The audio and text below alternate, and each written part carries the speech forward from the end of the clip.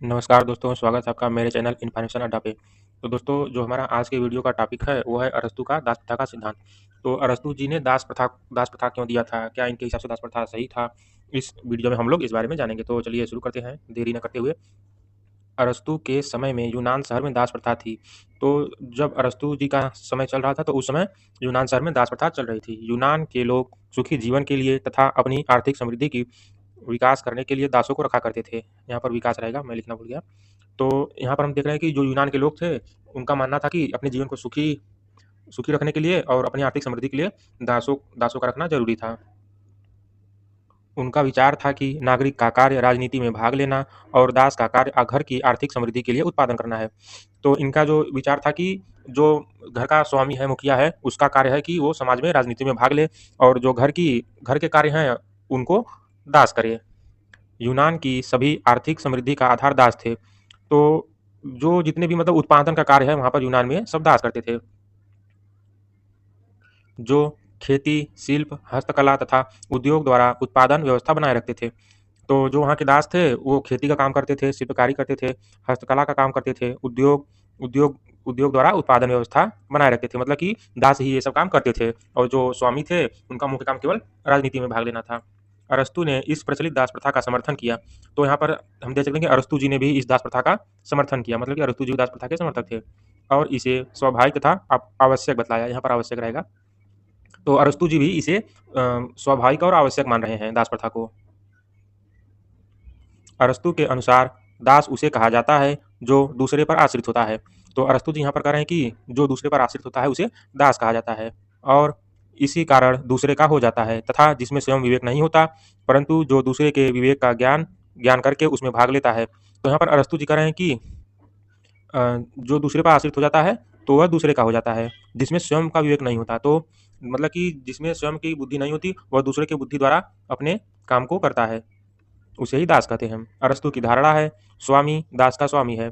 अरस्तु जी यहाँ पर जो स्वामी है उसे दास का भी स्वामी बता रहे हैं और दास का मालिक पर अधिकार नहीं है। और यहाँ पर अरस्तु जी कह रहे हैं कि स्वामी का तो दास पर अधिकार है लेकिन दास का स्वामी पर अधिकार नहीं है, जबकि दास स्वामी का दास ही नहीं बल्कि पूर्ण रूप से उसी का है। और यहाँ पर एक बार फिर कह रहे हैं कि जो दास है वो सिर्फ स्वामी का दास ही नहीं, वो स्वामी की संपत्ति है। दास अपनी प्रकृति से ही अपना नहीं बल्कि दूसरे का है, मतलब कि अपने स्वभाव के कारण ही वह अपना नहीं बल्कि अपने स्वामी का है। वह निश्चित ही स्वभाव से दास है, वह दूसरे की संपत्ति है या कब्जा है। यहाँ पर दास को अरस्तु जी दूसरे की संपत्ति बता रहे हैं। वह कार्य करने का साधन है तथा कब्जा करने वाले से पृथक है। यहाँ पर अरस्तु जी दास को कार्य करने का साधन बता रहे हैं। और दास प्रथा का औचित्य हम देख लेते हैं। तो जो पहला है, दास प्रथा प्राकृतिक है। अरस्तु जी का कहना है कि जो दास प्रथा है वो प्राकृतिक है। तो चलिए इसको देख लेते हैं। अरस्तु दास प्रथा को प्राकृतिक मानता है। अरस्तु जी दास प्रथा को प्राकृतिक मानते हैं। कुछ लोग शासन करने के लिए तथा कुछ शासित होने के लिए पैदा होते हैं। अरस्तु जी का कहना है कि कुछ लोग समाज में शासन करने के लिए जन्म लेते हैं, जबकि कुछ लोग समाज में कार्य करने के लिए जन्म लेते हैं। प्रकृति का नियम है कि श्रेष्ठ निकृष्ट पर शासन करता है। अरस्तु जी कह रहे हैं कि यह तो प्रकृति का ही नियम है कि जो श्रेष्ठ होता है वह अपने से छोटे पर शासन करता है। सभी मनुष्य एक सी बुद्धि, योग्यता तथा दक्षता लेकर पैदा नहीं होते। यहाँ पर अरस्तु जी कह रहे हैं कि सभी मनुष्य समान पैदा नहीं होते, सब में विभिन्न प्रकार की जन्म से ही भिन्नताएं पाई जाती हैं। यह प्राकृतिक असमानता ही दास प्रथा का कारण है और यही जो विभिन्नता है लोगों में, यही दास प्रथा का कारण है। प्रकृति ने जिन्हें स्वामी बनाया है उनमें शारीरिक बल की प्रधानता दी है। अरस्तु का मत है प्रकृति स्वतंत्र पुरुष और दासों के शरीर में भेद करना चाहती है। तो अरस्तु जी यहाँ पर कह रहे हैं कि जो प्रकृति है वह जो प्रकृति है वह दासों और स्वतंत्र पुरुष मतलब कि स्वामियों के शरीर में भेद करती है। जो दास का शरीर है उसके शरीर को काम करने लायक बनाती है और जो मुखिया है या स्वामी है उसे बल की प्रधानता देती है, बुद्धि की प्रधानता देती है। अतः वह एक दास के शरीर को जरूरत सेवा कार्यों के लिए मजबूत बनाती है। तो इसलिए जो प्रकृति है दास के शरीर को मजबूत बनाती है तथा स्वतंत्र पुरुष के शरीर को सरल बनाती है और जो स्वामी है जिन्हें राजनीतिक कार्यों में भाग लेना है उन्हें सरल बनाती है, जिससे कि उनका शरीर शारीरिक शारीरिक कामों के लिए अनुपयुक्त होता है। तो जब जाहिर सी बात है जब उनका शरीर सरल रहेगा तो परिश्रम वाला काम नहीं कर सकते। जिस प्रकार आत्मा शरीर पर, विवेक तृष्णा पर, मानव जानवरों पर, माता पिता अपने बच्चों पर अधिकार करते हैं, उसी प्रकार स्वामी का दास के ऊपर अधिकार प्रकृति का नियम है। तो यहाँ पर अरस्तु जी कह रहे हैं कि जिस प्रकार से माता पिता का बच्चों पर अधिकार होता है उसी प्रकार से स्वामी का भी दास के ऊपर अधिकार होता है। अरस्तु अरस्तु की मान्यता है कुछ लोग शासन करें तथा अन्य शासित रहें। अरस्तु जी का कहना है कि कुछ लोग शासन करें और कुछ लोग उनके अधीन अपना काम करें। यह बात जरूरी ही नहीं बल्कि व्यवहारिक भी है। अरस्तु जी इसे केवल जरूरी नहीं बल्कि व्यवहारिक भी बताते हैं। अपने जन्म से कुछ व्यक्ति शासन करने के लिए तथा कुछ व्यक्ति उनके अधीन रहने के लिए निर्धारित किए गए हैं। और दूसरा पॉइंट हम लोग देख लेते हैं, दास प्रथा सभी के लिए लाभकारी है। यहाँ पर अरस्तु जी दास प्रथा को सभी के लिए लाभकारी बता रहे हैं। तो चलिए इसे देखते हैं। अरस्तु जी के अनुसार दास प्रथा केवल स्वामी के लिए ही नहीं बल्कि उसके दास के लिए भी फायदेमंद है। अरस्तु जी का कहना है कि जो दास प्रथा है उसमें केवल स्वामी का ही लाभ नहीं बल्कि उसके दास का भी लाभ छिपा हुआ है। विवेक से युक्त लोगों को राज्य के कार्यों में भाग लेने के लिए तथा अपना बौद्धिक और नैतिक विकास करने के लिए समय और अवकाश दोनों की जरूरत होती है। तो अरस्तु जी का कहना है कि जो ज्ञानी लोग होते हैं उन्हें राजनीतिक कार्यों में भाग लेने के लिए तथा अपने नैतिक और बौद्धिक क्षमता के विकास के लिए समय की आवश्यकता होती है। यह अवकाश उन्हें तभी मिल सकता है जब आर्थिक क्षेत्र में दास काम करे और घर के सभी काम करें। तो अरस्तु जी के हिसाब से यदि जो स्वामी है वह घर का ही काम करने लगे तो उसे अपने राजनीतिक कार्यों में और बौद्धिक क्षमताओं के विकास में समय नहीं मिल पाएगा।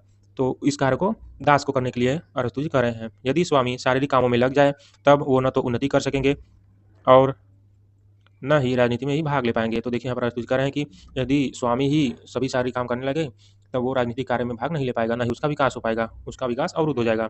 बिना दास के स्वामी सुखी नहीं रह सकते हैं। यही कारण है कि दास प्रथा स्वामी के नजरिए से सही और उपयोगी है। तो अरस्तु जी यहाँ आखिरी में कह रहे हैं कि जो दास प्रथा है वो स्वामी के नजरिए से उपयोगी है। वो उपयोगी क्यों है? क्योंकि वो घर के सारे काम दास करेगा ताकि और वो जो स्वामी है वो अपना राजनीतिक कार्य में भाग लेगा। तो यहाँ पर स्वामी के सुखी होने का जरिया दास को ही बता रहे हैं स्वामी जी अरस्तु जी। और आगे देखते हैं, दास के नज़र से भी दास प्रथा फायदेमंद है। और यहाँ पर दास की नज़र से बता रहे हैं कि उसके हिसाब से कैसे फायदेमंद है। दास विवेकहीन और अयोग्य होते हैं। यहाँ पर अरस्तु जी का कहना है कि दास विवेकहीन और अयोग्य होते हैं। वे ज्ञान के बारे में नहीं जानते, वे ज्ञानी नहीं होते हैं, उनमें स्वतंत्र जीवन यापन की समझ और सामर्थ्य नहीं होती। उनमें यहाँ पर अरस्तु जी कहने की समझ और सामर्थ्य नहीं होती। उनका हित इसी में है कि वे सुयोग्य स्वामियों में रहें।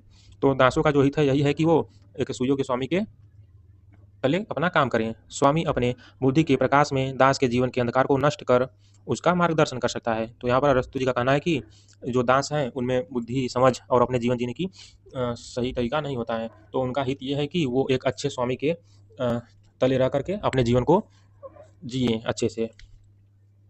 और तीसरा पॉइंट देख लेते हैं, दास प्रथा नैतिक है। यहाँ पर अरस्तु जी जो दास प्रथा उसको नैतिक बता रहे हैं। तो चलिए देखते हैं, अरस्तु नैतिक दृष्टि से भी दास प्रथा को जरूरी मानते हैं। यहाँ पर अरस्तु जी नैतिक दृष्टि से भी दास प्रथा को जरूरी मानते हैं। एक स्वामी और उसके दास में नैतिक दृष्टि से देखा जाए तो बहुत अंतर है। तो चलिए देखते हैं क्या अंतर है। जहाँ स्वामी बुद्धिमान तथा गुणों से युक्त होता है वहीं एक दास अज्ञानी तथा गुणों से हीन होता है। तो यहाँ पर नैतिक दृष्टि से अरस्तु जी कह रहे हैं कि एक स्वामी बुद्धिमान होता है, गुणवान होता है, जबकि जो उसका दास है वह अज्ञानी होता है और गुणों से भरा होता है। इसी कारण एक स्वामी का यह कर्तव्य बनता है कि वह दास को सही रास्ता दिखाए तथा उसका मार्गदर्शन करे। तो यहाँ पर अरस्तु जी कह रहे हैं कि एक स्वामी का यह कर्तव्य है कि वो दास को सही रास्ता दिखाए और उसका मार्गदर्शन करे। और आगे अरस्तु जी यह कह रहे हैं कि स्वामी का यह भी कर्तव्य है कि वह दास के प्रति दया का भाव रखे और दास का भी कर्तव्य है कि वह अपने मालिक के प्रति आज्ञाकारी रहे। तो अरस्तु जी का कहना है कि जो स्वामी है उनको अपने दास के लिए दयावान होना चाहिए और दास का भी ये फर्ज बनता है कि वो अपने मालिक के प्रति आज्ञाकारी रहे। जो दास अपने स्वामी से ही अच्छे आचरण को सीखता है। जैसे छोटे बच्चे अपने बड़ों की नकल करते हैं उसी प्रकार से दास भी अपने मालिक के आचरण को सीखता है। और आगे हम लोग देख लेते हैं दास के सिद्धांत के गुण। तो कौन कौन से गुण हैं देख लेते हैं। पहला है, दास प्रथा दो प्रकार के होते हैं, एक प्राकृतिक और दूसरा है वैधानिक। यहाँ पर अरस्तु जी दास प्रथा दो प्रकार के बता रहे हैं, प्राकृतिक और वैधानिक। प्राकृतिक दासता से तात्पर्य यह है कि जो व्यक्ति जन्म से अज्ञानी, अकुशल और अयोग्य है। तो यहाँ पर जो अरस्तु जी कह रहे हैं कि जो व्यक्ति जन्म से अज्ञानी है, जन्म से अकुशल है और जन्म से अयोग्य है, तो मतलब कि वो जन्म से ही कमजोर है, उसे प्राकृतिक दास की श्रेणी में रखा गया है। और वैधानिक दास की देख लेते हैं। तो यहाँ पर जो वैधानिक दासता से तात्पर्य है यह है कि युद्ध में हारे हुए राज्यबंदियों को दास बनाना। और जो वैधानिक या कृत्रिम दास जो हैं वो उन्हें कहते हैं जो युद्ध में हारे हुए हैं और राज्य में बंदी बनाए गए हैं, उनको दास बनाने की बात की गई है वैधानिक में। और दूसरा पॉइंट देख लेते हैं, अरस्तु के अनुसार यूनान के निवासी युद्ध में पराजित होने के बाद भी दास नहीं बनाए जा सकते। तो यहाँ पर अरस्तु जी के अनुसार यूनान के निवासी युद्ध में यदि पराजित होते हैं उसके बाद भी उन्हें दास नहीं बनाया जा सकता। ऐसा शायद इसलिए हो कि क्योंकि वो ज्ञानी हो रहे होंगे यूनान के लोग। और तीसरा देख लेते हैं, दास प्रथा में स्वामी और दास के लाभ बराबर हैं। जहाँ दास को अपने मालिक के प्रति आज्ञाकारी होना चाहिए, वहीं स्वामी को भी अपने दास के लिए मैत्रीपूर्ण और दयालुता भरा व्यवहार करना चाहिए। तो तीसरे पॉइंट में कुछ खास नहीं है, यही है कि जो दास प्रथा है वो स्वामी और दास दोनों के लिए लाभकारी है। इसमें दास को अपने मालिक के प्रति आज्ञाकारी और मालिक को अपने दास के प्रति मैत्रीपूर्ण और दयालुता दयालुता का भाव रखना चाहिए। और आगे देख लेते हैं चौथा पॉइंट। तो जो ये आपका चौथा पॉइंट है अरस्तु के विचार से दास प्रथा प्राकृतिक गुणों के कारण होता है। तो अरस्तु जी का कहना है कि जो दास प्रथा है वो प्राकृतिक गुणों के कारण होता है, इसलिए इसे वंश परंपरा पर आधारित नहीं होना चाहिए। तो अरस्तु जी यहाँ पर ये एक चीज़ अच्छा कर रहे हैं कि जो दास प्रथा है वो वंश परंपरा पर नहीं होना चाहिए। अगर दास की संतान ज्ञानवान है तो वह दास नहीं बनेगा। तो यहाँ पर एक चीज़ अच्छा कहा इन्होंने कि यदि दास की संतान ज्ञानवान है, विवेकवान है, तो उसे दास नहीं बनाना चाहिए, बल्कि उसे भाई राज्य के राजनीतिक कार्यों में लगा देना चाहिए। अच्छी बात है। और पांचवा देख लेते हैं, अरस्तु दासों की अधिक संख्या को बढ़ाने के पक्ष में नहीं थे, इनकी संख्या अपने जरूरत के हिसाब से ही होनी चाहिए। तो यहाँ पर अरस्तु जी कह रहे हैं कि जैसे कि बहुत ज़्यादा संख्या में दासों को नहीं रखना चाहिए, जितनी हमें ज़रूरत है उतने ही दासों को रखना चाहिए, ज़्यादा दासों को रख के क्या करेंगे। और यहाँ पर दास प्रथा की आलोचना देख लेते हैं। पहला, यह प्राकृतिक नहीं। तो यह मानना भूल है कि प्रकृति ने कुछ को आदेश देने और कुछ को आज्ञा मानने के लिए पैदा किया है। तो मतलब कि यहाँ पर कह रहे हैं कि प्रकृति ने, यह गलत बात है कि प्रकृति किसी को आदेश देने के लिए और किसी को आज्ञा मानने के लिए पैदा करे। ऐसा कोई मापदंड नहीं जिसके आधार पर ऐसा विभाजन किया जा सके। अभी तक कोई ऐसा मापदंड नहीं बना जिसके आधार पर यह बंटवारा किया जा सके। विवेक और बुद्धि आंतरिक तत्व